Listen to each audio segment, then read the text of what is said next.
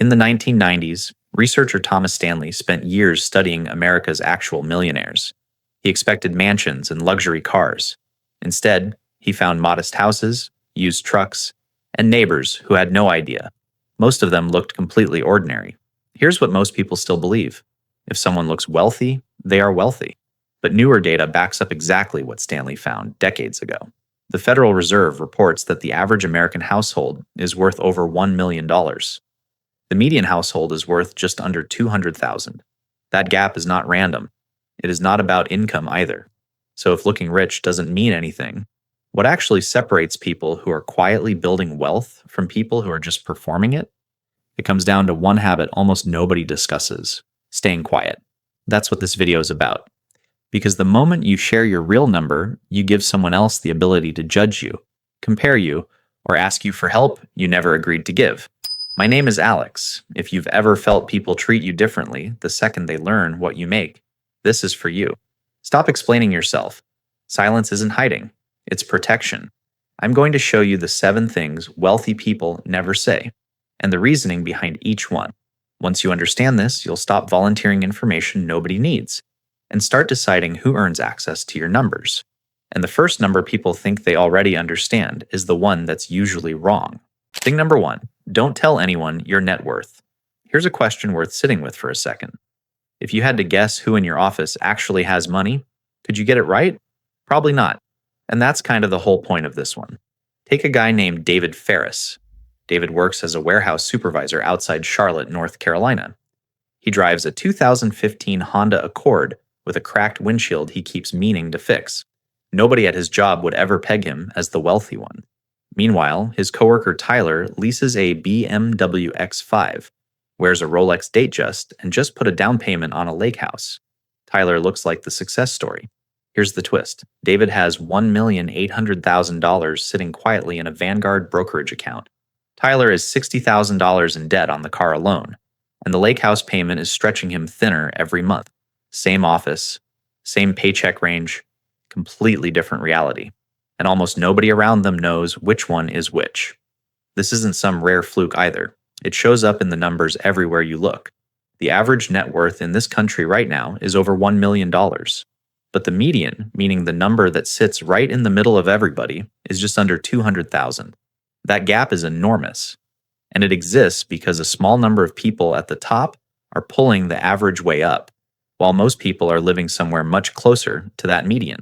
So here's the actual lesson buried in that gap. Looking rich and being rich are almost never the same behavior. One is spending, the other is restraint. And the moment you tell people your real number, you're handing them information they'll use to sort you into a category, whether that's jealousy, judgment, or expectation. Now you might be thinking, isn't it just honest to talk about money openly? And sure, in the right relationship, with the right person, transparency can build trust. But that's different from broadcasting your number to coworkers, extended family, or anyone with a casual reason to ask. Once people know what you have, they stop seeing you and start seeing your bank account. They'll expect you to cover dinner. They'll assume you can help with their business idea. They'll quietly resent you or quietly start asking for things. Here's what David does instead. He doesn't lie about his money. He just doesn't lead with it. Nobody at his warehouse job has any idea what's sitting in that Vanguard account, and that's exactly how he wants it. Not because he's ashamed of it, because it's nobody's business but his. Your net worth is not a scoreboard for other people to read. It's not proof of anything. It's just a number that tells you, privately, how your decisions are actually working out. That's the whole mechanism behind rule number 1. Protect the number and you protect your peace. But keeping quiet about what you have is only half the discipline. The other half is even harder because it happens before the money ever shows up at all. Thing number 2, never announce goals before they're real. There's a woman named Renee Castellano who works as a dental hygienist in Tampa, Florida. And 2 years ago, she made a mistake that had nothing to do with money and everything to do with timing. She told her family she was going to open a Chick-fil-A franchise. Not, I'm thinking about it. Not, I'm looking into it. She announced it, fully, at a birthday dinner before she'd even finished the application process. And almost immediately, the questions started. Her brother-in-law asked if she really understood how competitive franchise approval is. Her mother wondered out loud if she was being unrealistic. One cousin, who had never run a business in his life, suddenly had strong opinions about food service margins. None of them were trying to hurt her, but every single comment landed the same way. It made her defend a dream that wasn't even built yet. Here's the pattern worth noticing. Not everybody who hears your goal is rooting for it.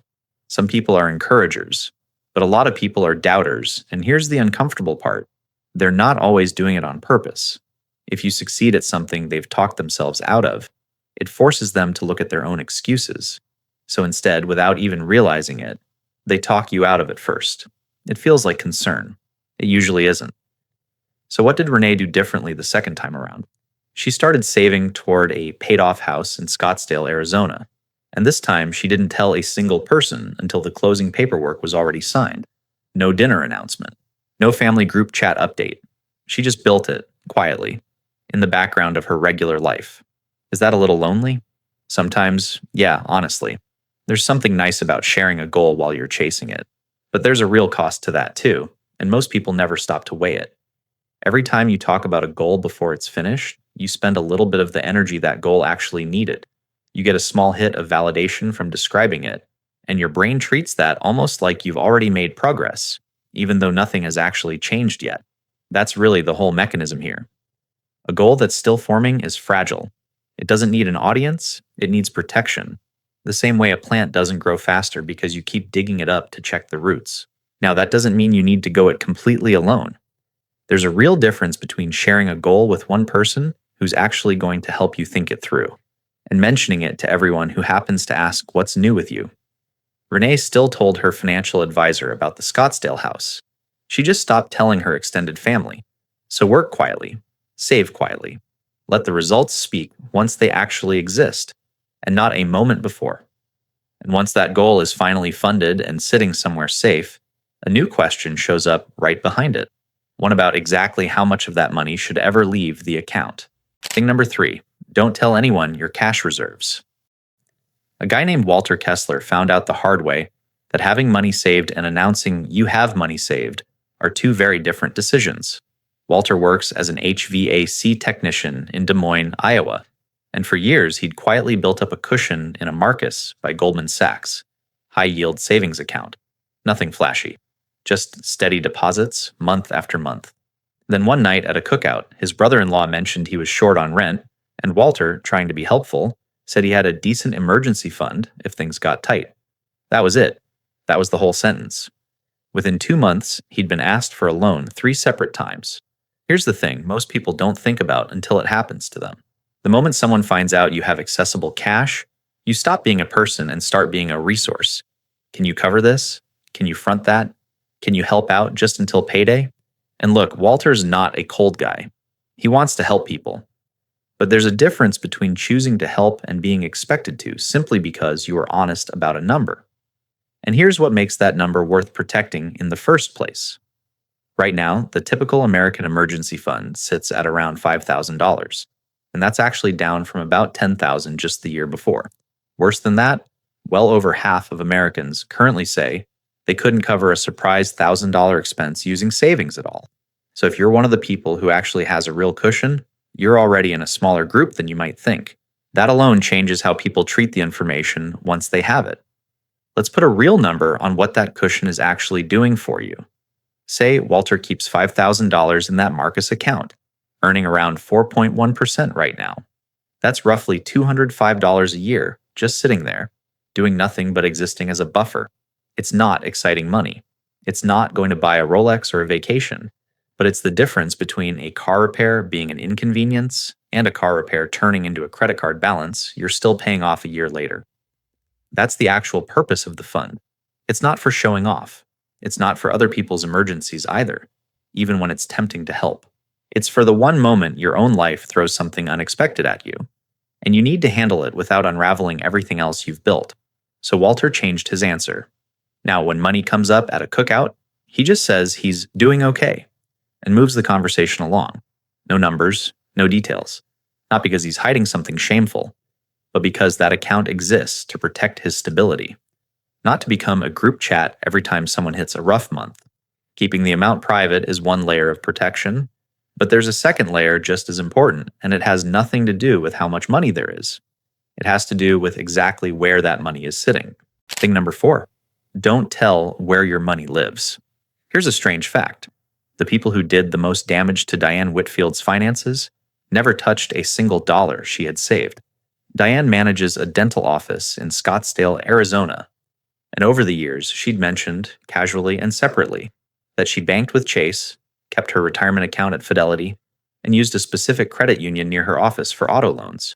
No single conversation felt risky, just small talk, spread out over months, with coworkers, a hairdresser, a guy she matched with online. Then last year, someone opened a credit card in her name, then a personal loan. It took her 4 months and a stack of paperwork to untangle it. Here's what nobody tells you about identity theft. It's rarely one dramatic hack. It's usually a puzzle, built one piece at a time. Your bank name is one piece, your brokerage is another, your employer, your phone number, your email, all pieces. And once someone has enough of them, they don't need your password. They just need to sound enough like you to convince someone else they are you. And this isn't some rare, unlucky scenario. The Federal Trade Commission logged more than 1.3 million identity theft reports last year, part of nearly 3 million total fraud complaints that cost Americans north of $15 billion combined. That's not a typo, $15 billion. And here's the detail that should really get your attention if you're watching this in your 40s or 50s. Adults in their 40s currently carry the highest combined identity theft risk of any age group, mostly because those are peak earning years, with a family depending on that income staying protected. So why does this happen to people in exactly this stage of life? Follow the incentive, and it makes sense fast. Scammers aren't looking for the biggest possible score. They're looking for the easiest convincing one. Someone established, with real accounts, real credit, and a routine, is a far better target than someone just starting out with nothing built yet. Now, you're probably thinking, isn't some of this information already public anyway? Sure, in fragments. But there's a real difference between information technically being findable and you handing it over yourself, one relaxed conversation at a time. Diane didn't do anything reckless. She just didn't realize how many small, harmless feeling comments were quietly building a complete financial profile of her. Here's what she does differently now. If someone asks where she banks, she just says, a few different places, and changes the subject. Not paranoid, just careful. Her Fidelity account, her Chase accounts, her credit union, none of that comes up in conversation anymore. Not even with people she trusts, simply because she can't control where that information travels once it leaves her mouth. There's a difference between being transparent and being careless, and most people never draw that line until something's already gone wrong. Diane draws it now, every time. Your money has a digital address. Guarding that is one job, but there's still the physical version of the exact same problem, and it's usually sitting in plain sight, on a phone, in your pocket, right now. Thing number 5, don't tell anyone you're leaving town. A retired burglar once said something that should make every one of us rethink our Instagram habits. He said he never had to break into a house in the dark anymore. He just had to scroll. That's roughly the story behind what happened to Carl Whitmore, a regional manager for an auto parts chain outside Nashville, Tennessee. Last August, Carl and his wife flew to Maui for their anniversary and stayed at the Four Seasons Resort. Beautiful trip. He posted a photo of their rental car, a Range Rover, in the resort parking lot, tagged with the location on day 2 of a 7-day trip. By the time they landed back home, their garage had been cleared out. Tools, a generator, 2 mountain bikes, all gone. Here's what makes that story so common instead of rare. More than 75% of convicted burglars say they actually used social media or Google Street View to help pick their targets. Not guesswork, research. And nearly 1 in 3 people who post on social media mention their vacation plans before or during the trip itself. Put those 2 facts together and you get something uncomfortable.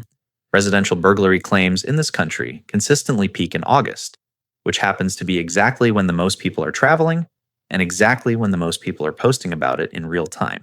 Think about what Carl's post actually told a stranger, even though he never meant it that way. It gave a location, it gave a timestamp, and it gave a rough idea of how long the house would sit empty. He didn't tape a note to his front door, but functionally, that's what the post did. Now, you might think, isn't most of this information already out there anyway? Sure, to some degree. But there's a real gap between a determined stranger digging for your address and you handing over the exact week your house will be unguarded. with a caption and a smile. So what changed for Carl after that? He still travels. He still takes pictures. He just posts them after he's home, not during the trip, and he leaves the location tag off entirely. Same vacation, same memories, just shared on his own timeline instead of live, from someone else's. There's a version of this that goes beyond burglary, too. A gym check-in every Tuesday at 6 a.m. might feel harmless, but it's really just a published schedule, telling anyone who's watching exactly when you're reliably not home. None of this means hiding your life. It just means understanding that a home is supposed to be the one place that feels safe, and safety and public broadcast don't really mix. Protecting your address while you're alive is one thing, but there's a version of this same instinct that matters even more after you're gone, and it has nothing to do with burglars at all. Thing number 6, don't tell your full estate plan. Here's something that ruins more families than bankruptcy ever does, and it usually has nothing to do with how much money was actually involved. Karen Ashworth found that out 2 Thanksgivings before her father passed away. Her dad owned a ski condo in Vail, Colorado, held in a revocable trust, and one year he casually mentioned at dinner that Karen was named as the trustee, and that her brother Brian would get a smaller share because he'd already received help with a down payment years earlier. It seemed like an honest, practical conversation. But something shifted after that dinner. Brian got quieter, distant even. By the time their father actually passed 2 years later, the relationship had already been damaged, long before a single asset changed hands. Here's the mechanism worth understanding. The moment people know who's getting what, they stop relating to each other as family and start relating to each other as competitors for a decision that's already been made. It doesn't matter if the plan is fair. Fair and felt fair are 2 completely different things once real numbers and specific property enter the conversation. And here's a detail most people don't expect. Now, the federal estate tax exemption sits at $15 million per person, or $30 million for a married couple, meaning the overwhelming majority of American families will never owe $1 of federal estate tax, ever. So when inheritance conflicts happen, and they happen constantly, they're almost never actually about taxes. They're about who felt informed, who felt trusted, and who found out secondhand. Now here's the part that might surprise you. Only about 1 in 4 Americans currently even has a will, not a complicated trust, just a basic will.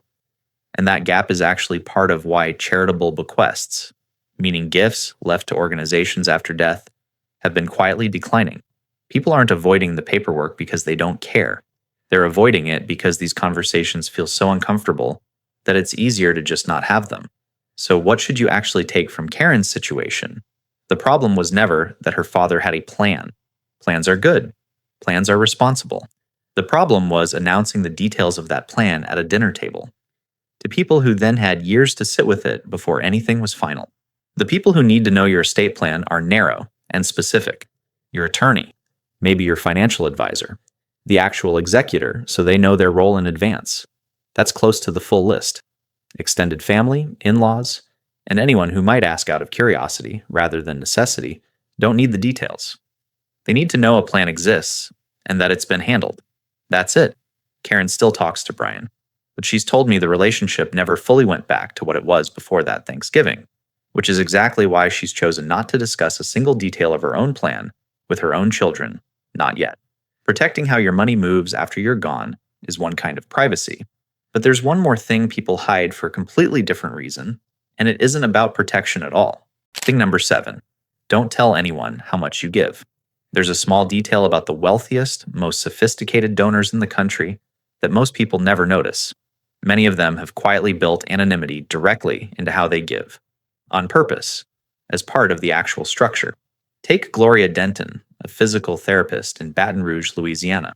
A few years ago, she wrote a $10,000 check to a local children's hospital and mentioned it once to a close friend.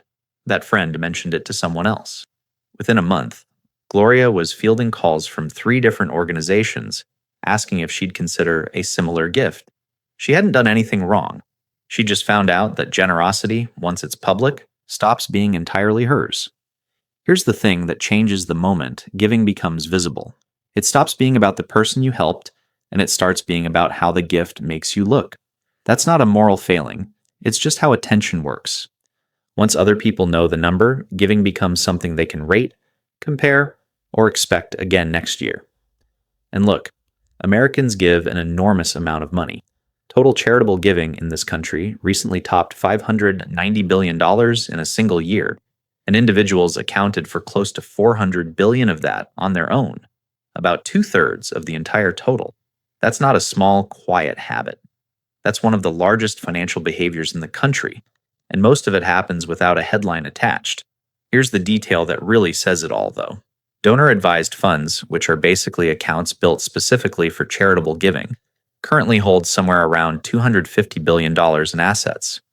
And a huge reason people use them is that a gift can move from the fund to a hospital, a church, or a shelter without anyone's name ever being attached publicly. Think about that for a second. The most experienced givers in the country didn't stumble into privacy. They built a tool specifically to make it possible. So Gloria changed how she gives. She still supports that children's hospital and a couple of other causes she cares about.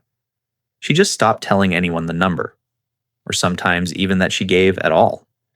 Not because she's ashamed, because the second people know, the gift stops being about the hospital and starts being about her.